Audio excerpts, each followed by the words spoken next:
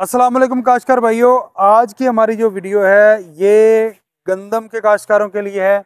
अगर मैं बात करूं गंदम की टॉप 5 वैरायटीज़ के हवाले से, तो मरकज़ी इलाके हैं हमारे गंदम के, उनमें टॉप 5 कौन कौन सी वैरायटीज़ होंगी, टॉप 5 इकसाम हैं मरकज़ी इलाकों में, वो कौन कौन सी हैं।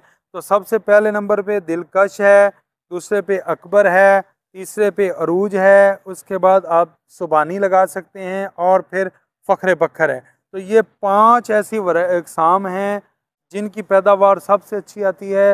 अगर मैं पर्सनली रिकमेंड करूं किसी को तो वो दिलकश है, क्योंकि दिलकश ने पिछले साल तमाम हालात जो थे, सर्दी थी, तमाम चीज़ें थी, उसके बावजूद बहुत प्यारा इसका सट्टे का साइज़ बहुत अच्छा रहा है, इसके पत्ते का साइज़ अच्छा था, इसके दाने का साइज़ बेहतरीन था, और इसने पैदावार भी हमें सबसे अच्छी दी है। तो लिहाजा ये 5 वैरायटियों में से आप चुनें।